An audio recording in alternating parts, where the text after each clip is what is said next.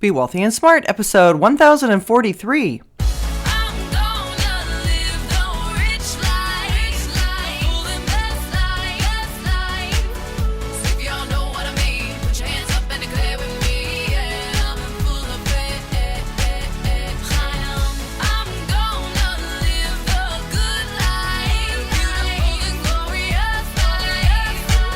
Step into a world of wealth and financial freedom without budgets, boredom, or bosses on Be Wealthy and Smart.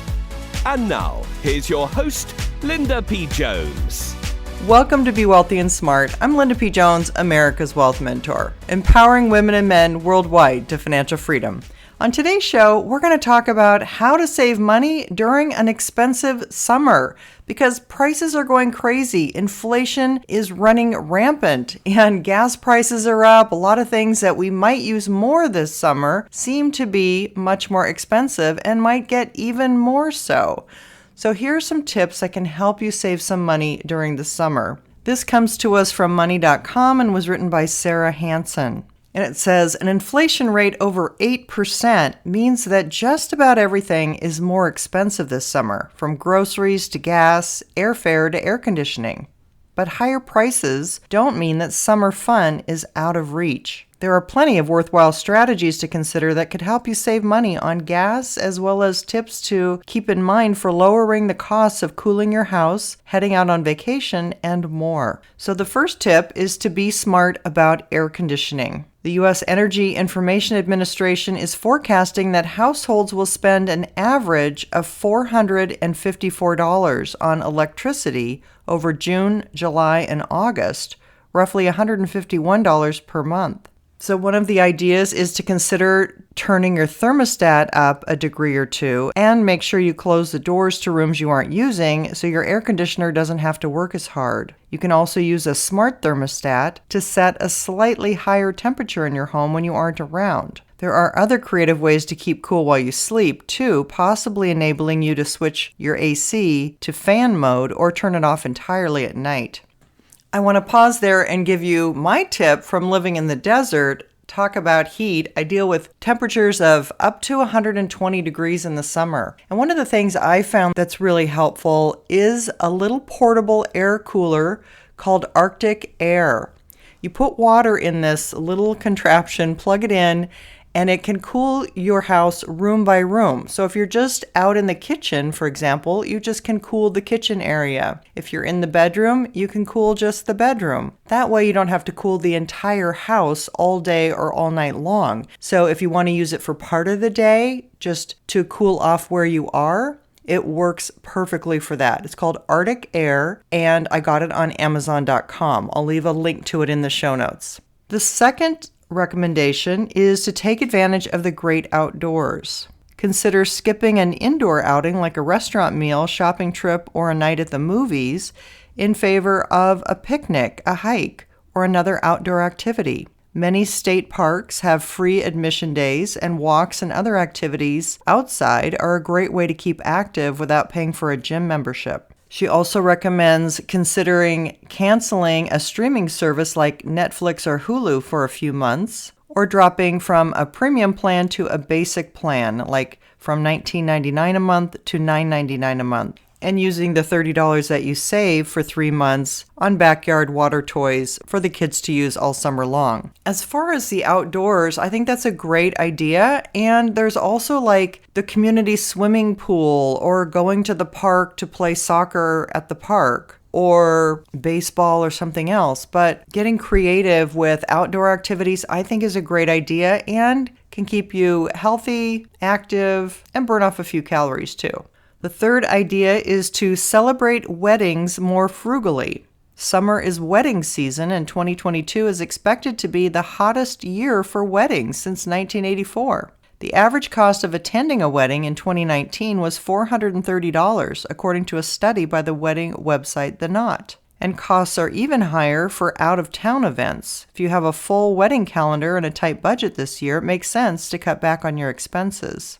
You can rent a dress or suit from a service like Rent the Runway instead of buying a new one. And you can split accommodations with a group if you're traveling out of town. Make sure you pick out your registry gift early so you can find something that suits your price range, or consider a homemade wedding gift if there's truly no room in your budget. It's really the thought that counts. And I would say definitely when you are looking at registries for gifts, there are always sales that department stores are having, so you can definitely shop Memorial Day sales or Father's Day sales, etc., if they happen to coincide with certain wedding dates. And if you're shopping online for gifts, you can always use a website called retailmenot, retailmenot.com, and search for coupons there. Sometimes there are 20 or 25% off coupons or free shipping coupons, things like that that might get you a discount on whatever item that you're buying for the wedding gift. So be sure to check that out. The next idea is to pay attention where you get gas.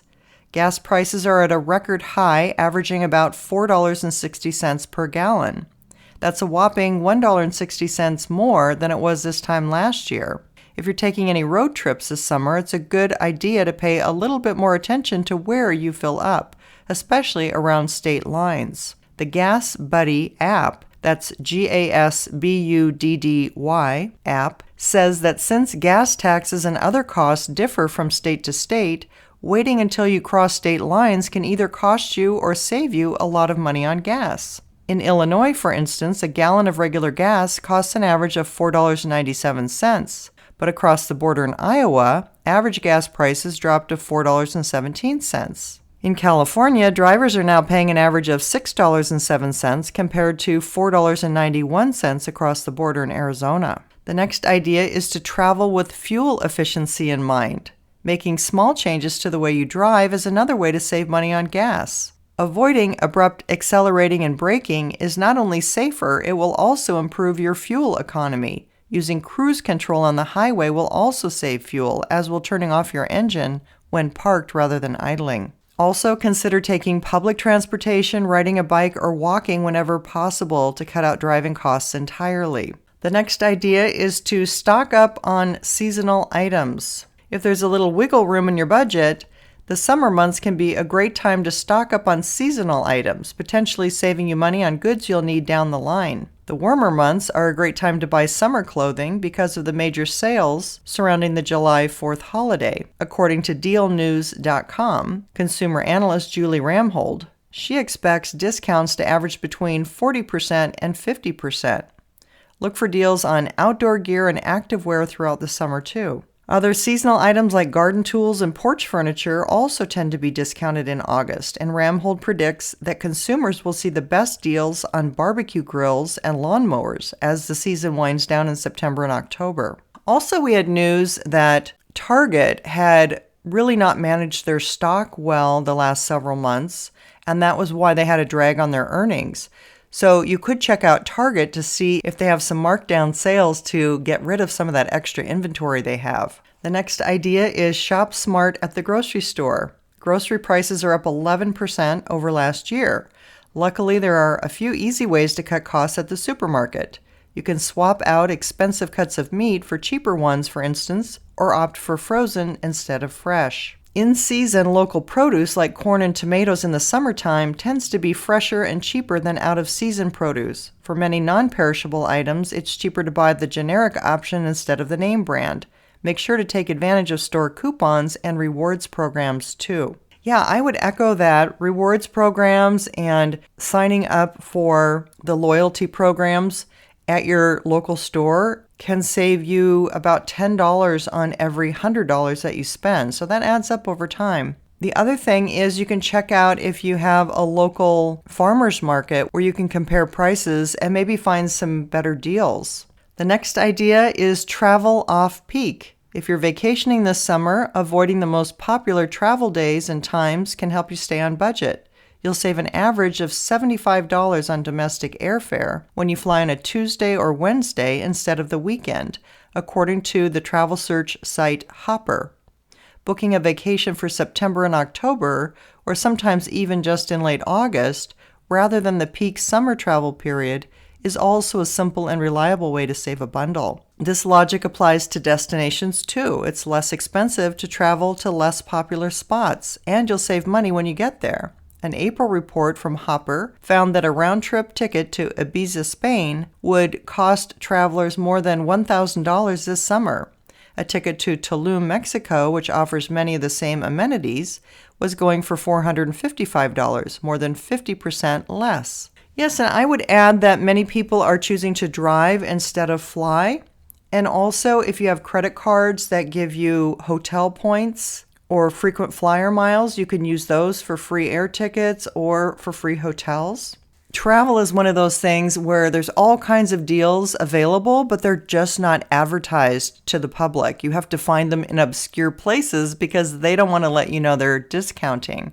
So sometimes you can look on apps like Hotels Tonight, or you can go directly to the app of the hotel chain, Marriott or Hilton, whatever hotel chain you're looking at, you can go right to their app. And sometimes they have specials in the app or their loyalty club section that they won't post out for the general public. Also, if you're going on cruises at the last minute, sometimes you can get some very good deals. But again, you have to look for those.